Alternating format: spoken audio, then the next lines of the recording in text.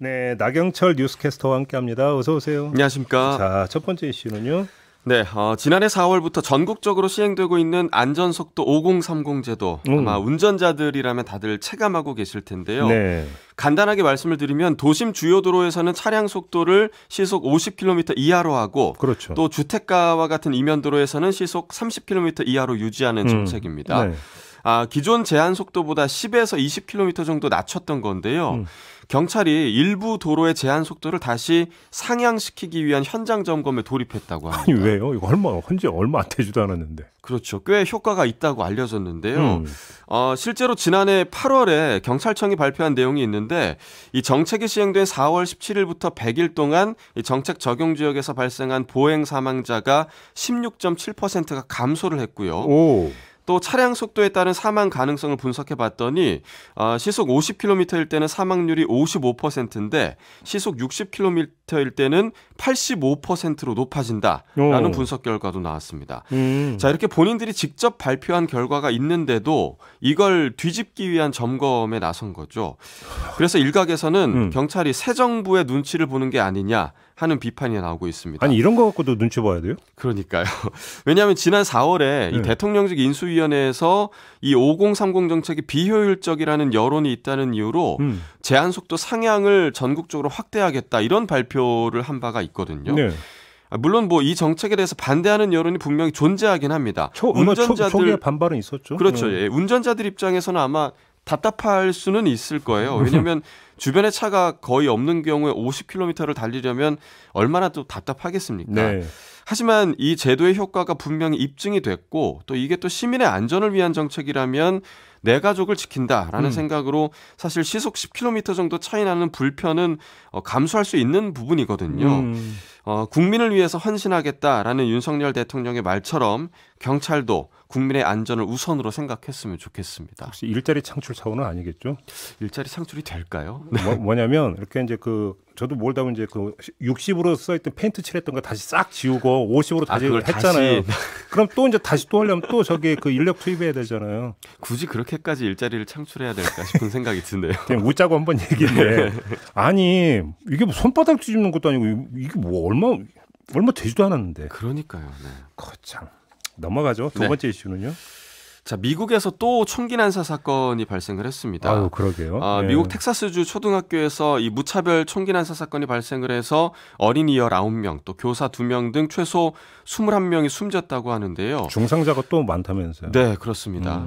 범인은 인근 고등학교에 다니는 18세 남성 살바도르 라모스로 범행 현장에서 사살이 됐다고 합니다. 예. 피해자 전원이 한 교실에서 나왔다고 하고요. 또 말씀하신 대로 중상을 입고 병원으로 옮겨져서 사망자 더 늘어날 수 있는 상황이라고 합니다. 경찰은 범행 동기를 조사 중이고 또 단독 범행일 가능성에 무게를 두고 있고요. 범인이 범행 전에 이 소총 사진을 자신의 인스타그램에 올리고 주변에다가 이제 막 하려고 한다라는 메시지를 보내는 등 사실상 참극을 예고를 했지만 아무런 제지를 받지 않았다고 합니다. 이번 참사는 10년 전에 2012년이죠. 어린이 20명을 포함해서 총 26명이 사망한 코네티컷주 샌디훅 초등학교 총기 난사 사건 이후에 10년 만에 가장 큰 피해가 난 초등학교 총격 사건입니다. 또 이달에 또 사건이 났잖아요. 뉴욕주 버펄로 흑인 주거 지역의 한 슈퍼마켓에서 18세 백인이 총기를 난사해서 10명이 사망한 지 불과 열흘 만에 또 이 같은 사건이 발생을 해서 미국 사회가 큰 충격에 빠진 상황입니다. 그러니까 뭐 총기를 난사한 게 18살 고등학생이라면서요. 네. 아시다시피 사실 미국이 총기 규제법상 18세 이상이면 총을 구매할 수가 있잖아요. 그러니까요. 충격적인 게 이 범인이 18살 생일 바로 다음 날에 합법적으로 총기와 탄약을 구매를 했다고 합니다. 생일 바로 다음 날? 예. 그러니까 기다렸다는 거죠. 그러니. 예. 사실 이번 사건으로 인해서 결국 미국 민주당에서는 총기 규제와 관련해서 입법을 추진한다라는 소식도 있는데 사실 이게 되겠어요? 공화당이 반대를 하겠죠. 공화당 반대로 상원에서 이제 통과할 가능성이 굉장히 적다. 이런 예상이 나오고 있고요.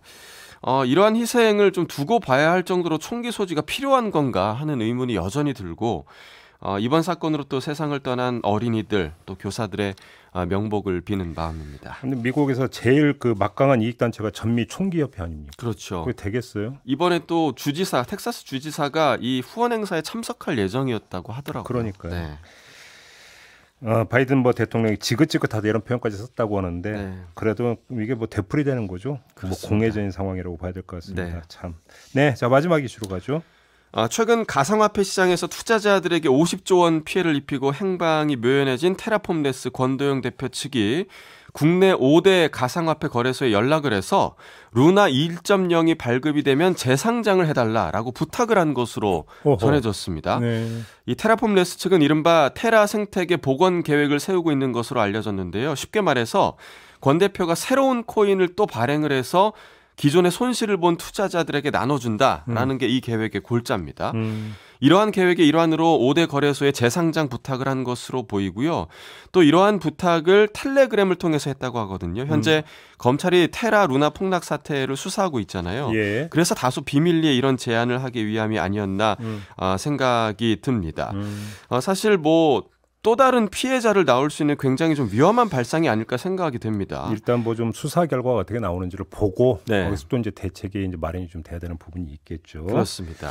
알겠습니다. 네. 오늘 여기도 이슈는 이렇게 마무리하죠. 나경철 뉴스캐스터와 함께했습니다. 고맙습니다. 네, 고맙습니다.